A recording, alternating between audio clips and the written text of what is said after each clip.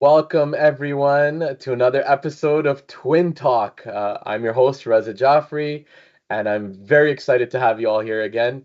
And today's guest is someone that I will do a short introduction of, but I want him to tell you about his background because it's absolutely immense, and it's just someone that I look up to in the industry, and we're very excited for him to be here with over 32 years of experience in the industry. Someone who understands and the concept all the way from beginning to the sustainability to the purpose of asset management using AI and digital twins. I'm happy to welcome Dr. Randell McNair. Thank you very much, Ross. I really do appreciate this opportunity to share with your audience. As you know, I have a lot of passion for the sharing of knowledge, and it's part of what's brought us together. And I'm so grateful for platforms like this to be able to continue that generous sharing of knowledge. You asked a little bit about my background. I worked in the oil and gas energy industry for about, as you said, around 30 and a half years, and with one company. But since then, I've been doing some consulting and research. I'm what we would call a practitioner-scholar, doing a lot of instructional work and teaching and digital transformation, project management, and business analytics in graduate school settings and undergraduate in the United States, and as well as some general work that I'm doing to help develop curriculum globally with different organizations that are interested in developing digital twin knowledge sharing at the academic level, that they can get certifications in this particular space, because it is a growing area of interest. There's a lot of upskilling that needs to happen, and I feel like having a good academic approach to that is way better than just people just publishing marketing data, marketing information, because reading the marketing brochures is not going to get you the kind of knowledge that's going to stick. It's relating those to use cases in practical environments that are listening to the voices of the various different industry stakeholders that are doing it today, and that voice needs to be elevated and incorporated into the academic space. And so that's really the bridge that I'm filling in my current role in this, I guess we'll call it, third quarter of my career. And so I'm just kind of facing a lot of challenges and building that network, and and that network has allowed us to cross paths, and I'm really grateful. Absolutely. Thank you so much. No, I appreciate it. It's music to my ears because that connection with, between academia and industry is paramount today, especially because there's so many students coming out and they're looking for, what's the direction we need to be going. So today, if there's students watching, you're going to hear some really cool and exciting stuff because Randall, he's very humble, but he hasn't shared this. But in the 80s, he was thinking about IT asset management when nobody was even talking about this. So he really understands, the issues and the problems in the industry, and now he's working on what we could do collectively to face those challenges because the challenges haven't changed. They've just developed and evolved, and so have the opportunities. So Randall, early on in your career, what were some challenges that you faced, and how did that help build the passion that we see in you today? The challenges that thank you. That's a great question, because it does it illustrates the challenges that a lot of people may be facing in their early careers. So it's important, if we're going to be talking to students or young people who are starting out their careers that may not have the benefit of years of experiences. What I learned early in my career that was probably the best aspect of this was that as organizations go through major change, young people coming into those organizations have great power and actually, in some ways, a responsibility to make that change um, align with the vision that they're stating, a corporate vision or mission that they're stating when they're going through their onboarding and orientation into these organizations. So when I first started out, I was in the Navy for a couple of years. I joined the Navy to see the world, thinking that I was going to go all over the world and, and get to see some really amazing people and interesting things and do some really great stuff with technology. I got exposed to some really amazing technology, but unfortunately the timing wasn't such that they really wanted to keep me in. It was kind of the end of the Cold War. They were trying to get rid of us, so they just said, okay, you're on your own. I then, was very fortunate to be able to start on in the late 80s. I started on with Chevron as a I said, okay, you're going to get to work with computers. That was my interview. You're going to get to work with computers. Like, okay, cool. I like computers. I didn't know that they were going to teach me. My first job was they said, okay, their idea of working with computers was where I had been doing a lot of change management and transitioning from analog to digital. We had done a bunch with communication satellites and done, it was just really cool stuff I was doing. And I was with the cryptology division of the Navy. So we were doing some really, high end, leading edge technology stuff. And it's like, here, what am I doing? Well, when they said you're working with computers, I didn't know it was going to be mainframe data entry, accounts payable. So essentially, I was going to be typing in invoices and coding in those invoices, and it was drone dead, boring work. I mean, and they were like, it was very linear and just like here, give me an invoice, code the invoice according to this chart of accounts, and doing a lot of data processing. But the data processing to them was taking data from a paper invoice that you removed from mail, and then keying in that information into a system that would then eventually cut a check for these people somewhere else in the process.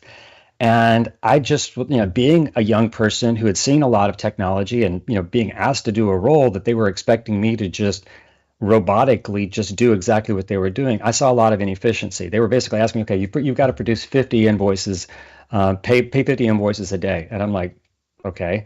And everybody else, they had their quotas they were trying to meet. We do our meet at the middle of the day, or 25. We do have like a 25 batch total that we've done from the morning. We'd batch it up, then go to lunch, and then do another batch in the afternoon. So get our 50 per day, and we've met our quota. We're good to go. I kind of thought that was, there was some problems with that. And they were also, the company was going through this thing called total quality management. And they were teaching us that they were going through at the time. I think a lot of people thought it was just a buzzword, something you needed to do. You need to go into, we need to take on, quality management, follow the Deming method, or this idea of total quality management was a lifestyle change. It wasn't just a buzzword. We're all doing this, and the whole company gathered around. How are we going to improve and align up with the customers, do our better job? But in some ways, when I started challenging some of the processes we were using, they're like, well, no, you don't change the system. We're accounting. We don't make any changes. I'm like, but you just told me. And so I had this like passion. I wanted to really push those envelopes, but I didn't really feel like the current environment, the leaders that had been brought up were open to adaptive change. And so what I found myself was pushing against that and seeing how far I could go, even outside the lines that they were, the box they were putting me in. So when I started producing through some automation, was able to generate 200 invoices a day, while everybody else in my group was doing 50 or less. And I was getting a lot more work done, and my accuracy rate was far and above everybody else's. It wasn't because I was a better typist or better data entry clerk. I was taking a lot of the stuff that was repetitive. Instead of typing it in the same thing over and over again, I was taking that data that I had done 5 times before, batching that together, creating a program that could, every time I pull up that customer, or that particular vendor, I could reproduce that. So I'm doing data management and coding and everything on repetitive processes, and creating improvements and enhancements. That was in fact improving the total quality and setting us up for automation to the point where we didn't need 10 people doing accounts and data entry. We could actually automate some of this stuff and make it where they wanted to centralize this and offshore it eventually. They eventually offshored it to another country because they didn't need people in America paying for that work. It was in the field or whatever it was. So I felt like in that particular state, I was helping them transition from a very transactional way to really more of transforming them. And I said, wow, that's really powerful. They put me on groups, process improvement groups, because they said, yeah, you're pretty good at this. And then next thing you know, I'm looking at, well, how are we doing? I did that area. I started working in contracting and started working in other areas of the business that really enabled me to have a much better understanding of how business is done. And if you ever want to learn how business is done, work in their accounting and finance division, because there, when you've got access to the purse strings, you're not just learning about, when you're processing invoices, you're seeing how a company, where their priorities are.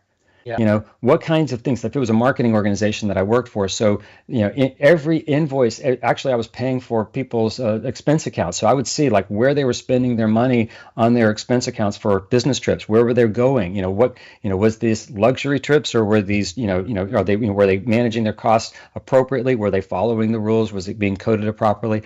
And you kind of see that, and even the special projects, and as they were coming on, I was learning very quickly that we had a lot of value in understanding visualizing all of that activity, and accounting gave you a way to stratify that information in a way that could be very valuable from a decision-making support system. So creating decision support systems from the data that we were inputting and capturing it beyond just the transactional paying a bill, looking at it as this is valuable insights, because the way one engineer does it may be different from the way another engineer does it. Now I can all of a sudden provide them with with feedback so that they can improve their business processes and their accuracy, and maybe even their budget management.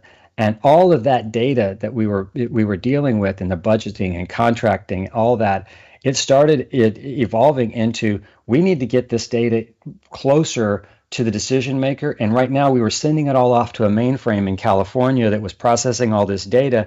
And then if we wanted to extract that data, we had to run very expensive computer inquiries to get it back locally. But I felt like if there was a tool that would allow us to monitor that data, earlier on, we could see our assets, and the decisions we were making in our assets, and better manage those assets with better data and better analytics. And this is where I felt like I was So able this to make a leads difference. this is perfect, because it leads me to my next question. So using all of the data and creating efficiencies, what are the implications of AI and digital twins for energy sustainability and environmental impact? Because this is Well, something that's very yeah, new. exactly. So obviously early in my career, I was doing a lot in this space of just really understanding what the value of data. How we end up eventually transitioning to a PC based, client server based system. It's called SAP. And that transformed. Now we're doing client server. That whole transition was a very big cultural shift. But what it did is it started creating this concept of enterprise data. So no longer was this the local data for an Atlanta office. All of a sudden now it's feeding into an enterprise system that could now look at how our entire organization globally is managing that data. And then so what I felt like we needed to do a better job of was not just teaching um, the decision makers to properly code their accounting activities and budgets, and do that effectively, but really make sure that they are embracing their data as an asset. And it's not just the physical assets that they're creating with this data, it's look at the data itself as an asset, because it is the artifacts that are left behind from the physical activities of building a new facility. All of the activity that went into contracting and designing and building and ultimately deploying, training, onboarding, all of that is represented either in one of two places. One, in the heads of the people that were doing it, which you don't have access to. Okay, all that's lost with that individual, and a lot of times it was contractors, so you don't even get the benefit of that information, because all that information is locked in the head of a contractor that you're not even obligated to download that information from them when they or the contract's over. But the data and the transactional information that they're putting into the systems can be considered a company asset if they put the right guardrails to ensure that. And baking that into a system that at the time in the 90s, there really wasn't a cohesive system of really collecting that. A lot of it was like the ERP systems in the mid 90s was the early stages of that. But ultimately, the procurement systems kind of evolved into asset management systems that we were using for predictive maintenance.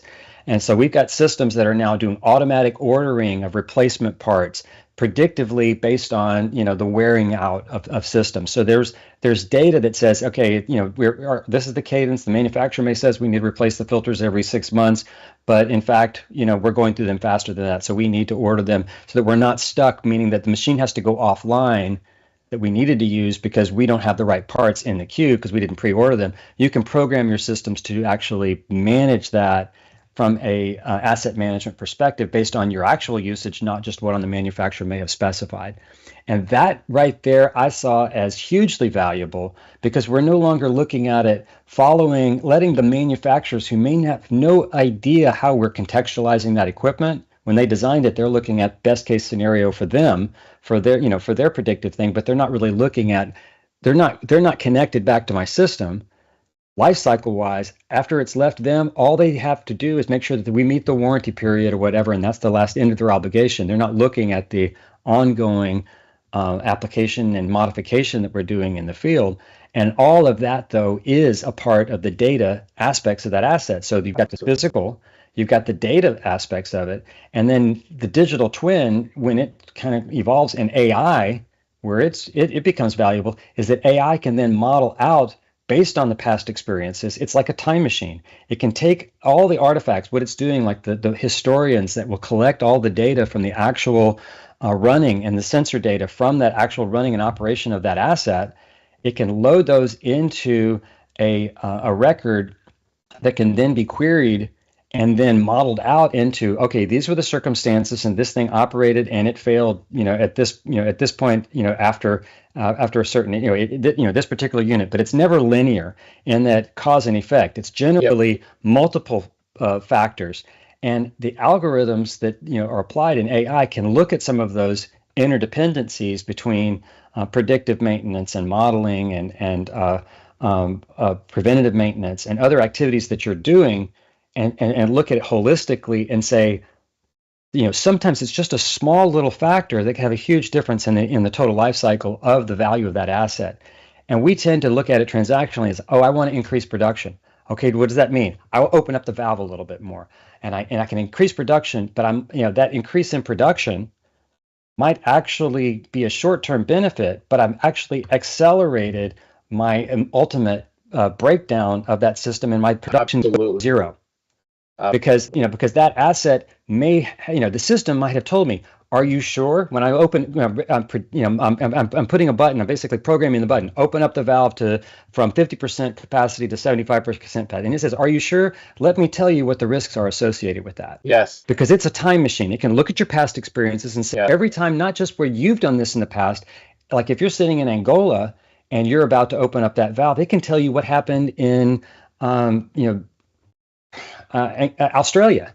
If you've got systems that are interconnected, similar environments could have, that learning or that lesson that was experienced in Australia could be very beneficial to that person in Angola who has no awareness. Starting to understand patterns.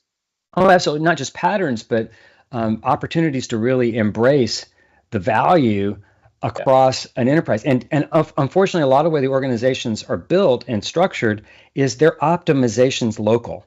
It's like their cost budget for the asset after it isn't deployed into the field, they're optimizing it for local operation. So all of their investment in maintaining the life cycle of that asset is based on local optimums, not necessarily enterprise optimums. Absolutely. So they're not necessarily benefiting from the knowledge that's happening elsewhere in the organization. So if they figured out a way to not do it right, it's typically buried. Because they don't want to embarrass themselves. So rather than learning that lesson and sharing that value of that lesson everywhere else, it's suppressed. And so you end up with either local optimums or local failures that are not shared. And so what we do is we experience our lessons, we don't learn from them. And I don't like that. I feel like that's an inefficient way of managing. Absolutely. We need to do a better job. What a waste. Okay. So let's take it a step further then. How do you anticipate regulatory bodies will respond to the increasing integration of AI in digital twins, especially in the energy and infrastructure area? Well, I think regulatory organizations really depends on where you're talking about. Internal things like industry or organizational 'cause sometimes regulatory seems to be localized governmental bodies as opposed to international entities, and there's no real international industry that might body that's going to have power or control over any one entity. But sometimes each of the partners in a particular activity might have stakeholders that include national organizations that have regulatory requirements. The nice thing about digital guardrails that you said, AI could be really good about setting those guardrails so that you don't accidentally, unintentionally go past a guardrail, over the guardrail that may be set regulatory wise. You're not intending to create a Superfund site, but they may have some set some regulatory guardrail to ensure that you don't. And this way, you can bring that, the system has a way, because no human has the capacity to think of all the different unintended consequences of a decision. Yeah. They're just looking at the after the incident happens, there's typically a look back and where you see all the different warning signs as to what you almost did and why you shouldn't have done it.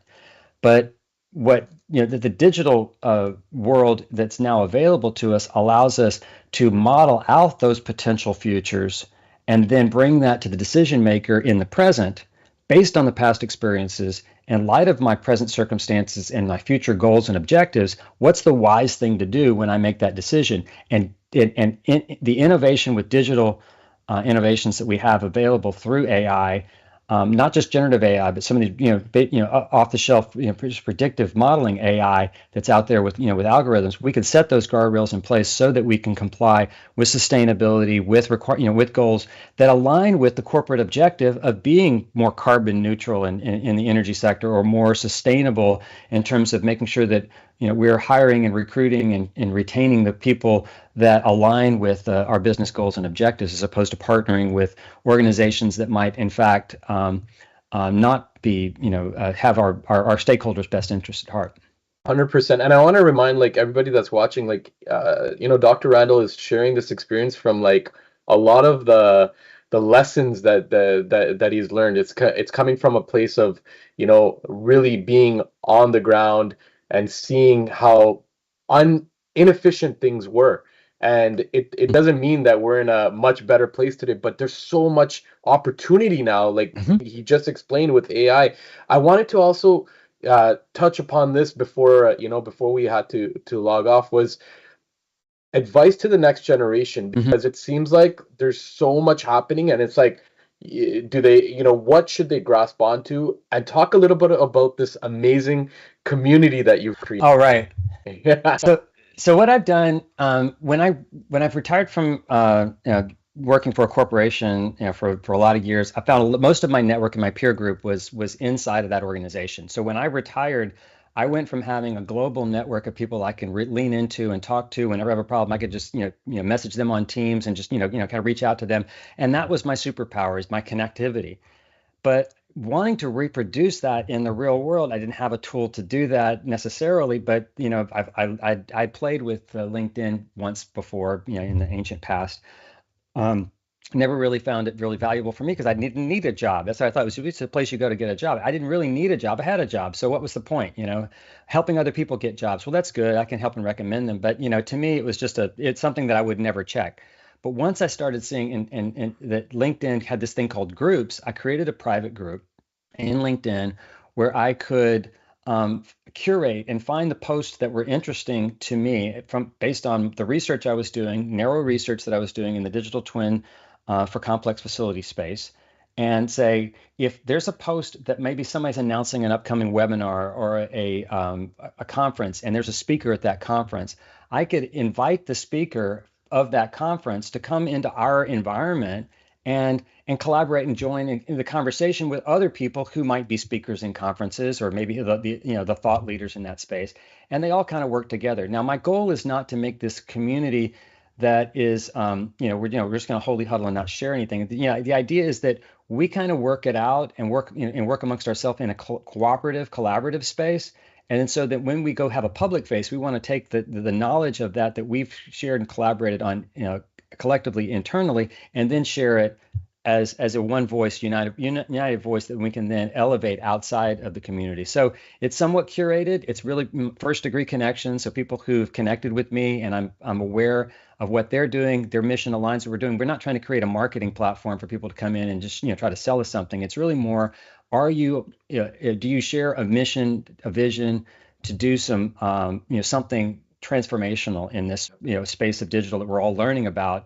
And if they kind of agree to that platform, I invite them in, and then we can do some really amazing things in that space. And it is fun. It's really cool. Now, not everybody's active. Some people just read it and relate to it, but it also provides really rich places for me to use when I'm teaching a class and I need a guest speaker. I can invite that guest speaker to come speak to my class and talk about a topic that's relevant, and that's pretty cool.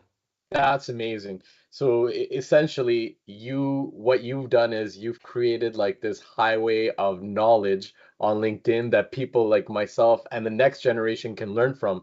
And I highly urge younger people, especially in university, that are thinking about this whole concept around, digital twins and asset Hmm. management, especially critical infrastructure here in North America. We know that there's major, major Hmm. opportunities in this field to check this out. I know that we're going to include it in the video for this, the information for that group.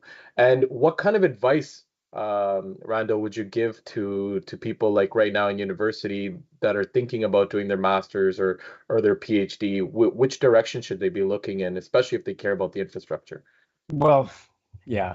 I guess one thing I probably want to just caveat a little bit with respect to when you're working on your doctoral program or a master's program, if you really think that you want to go back to school and do that, don't do it for the sake of the degree. Don't do it for the sake of the piece of paper on the wall, because you're going to go attend all your classes, but you're not going to contextualize those classes into something that is actual practical. The piece of paper on the wall is not your objective. That's not your goal. Your goal is to learn as much as you can, be a lifelong learner, and getting a degree may be the path to that thing, but it's not right for everyone. Just so the idea that getting that degree, it's really, what are you on an educational lifelong learning journey? And if you want to get on that journey, a degree at the right school that's the right fit, not the best school that's according to US News and World Report says it's number one ranked for this particular program or whatever, because a lot of times to be the best school for that, they have to be so generalized in order to qualify as a top, a top school, that they don't actually cater to the individual. They're catering to the statistical mean, the average, of the best or whatever. And so you end up with, you're not necessarily getting into the right school for you. So finding the school fit generally involves working with people who can help advise you. Talk to people that have gone down that path, maybe people who you've seen succeed, asking what was your program? How did it prepare you for the success that you've enjoyed? What kind of network does it help you cultivate? Who are you? Is that school good at placing people into programs? I've met with some people who they can take the knowledge that they're learning in their studies and actually work with or partner with industry while they're studying and get jobs in that same industry. Carolina Cruz-Niera at University of Central Florida has done this, where she's brought in some experts from um, uh, industry and said, what are your problems? Get really deep into understanding their problems, and then go bring in her PhD students and master students and put them to work on solving those problems in partnership with, funded by these industry organizations, and then turning around and they're hiring those students immediately. And that is a sustainable future. If you talk about the academic industry partnership that needs to happen, we need to be more about doing what they're doing at University of Yep. Florida School of Modeling and Simulation, as opposed to what organizations are doing, are just throwing people out on the fence and say, here, good luck. We've educated you. We gave you that piece of diploma, piece of paper. Now go out there and get a job. Good luck. If they're not giving you practical application of that knowledge, that's Yeah. not helpful. So if your degree is helping you achieve that objective through um, partnership with industry, alignment with that, that's something to look forward to. And sometimes that's not necessarily at the university that's the best endowed. They may be following a 20th century model of endowment that got them they're resting on their laurels, but may not be disruptive like some of the other tier schools that are that are rapidly moving up the impact and influence that might be a better fit for you, for your Wow, program. that is some very powerful advice because it's just like you said, be a lifelong learner, and learning doesn't end when you graduate. You No, have to, it's just you just got a bigger toolbox. yeah, that's it. You got a way to contextualize the knowledge that you're experiencing. Like I didn't end my research when I finished my dissertation. All my dissertation did was it documented for academics that I understand the processes that are used to do research, and I'm able to apply those technologies um, in another on other topics, other things of interest. And I go down lots of rabbit holes. I don't just work in the digital twin space, Yeah. but I find things that are interesting to me, other people. I find people that are ready to partner with me, and I bring them into that conversation, and then we can go create something that didn't exist before. And that's pretty cool. You talk about entrepreneurship. My colleague of mine, Jeffrey Can, said there's so much opportunity in the energy transition, for example, where we're trying to move from one legacy way of collecting energy into another one. There's probably 30 years worth of innovation that needs to happen to make that transition possible. And a lot of it means extending the life of our existing infrastructure so that we'll be able to energize that development of new technology as it's coming about and then make that transition.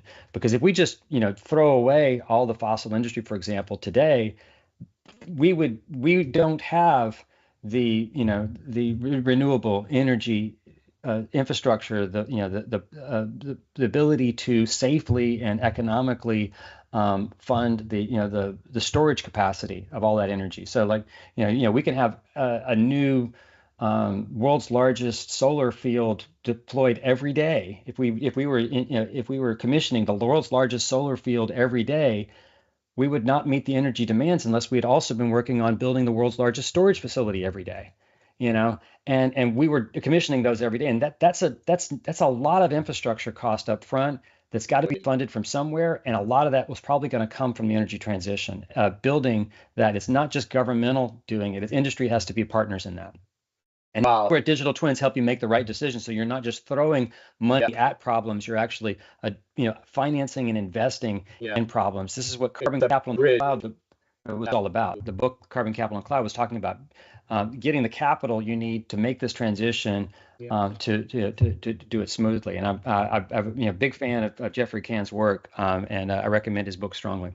Definitely, definitely. We'll try to include a link for that as well. Hmm? That was very powerful information. Your prediction for the future of AI, asset management, and digital twins. Um, It's bright. I'm an eternal optimist. My wife says so all the time. But I think pragmatically we need to set good guardrails. Unless my prediction of the future, it's like we've got a dystopian future and a utopian future. It's like this idea of the AI apocalypse and the AI Tomorrowland thing. It's going to be somewhere in the middle, Yeah. and a lot of it's going to take. We're going to make some mistakes along the way.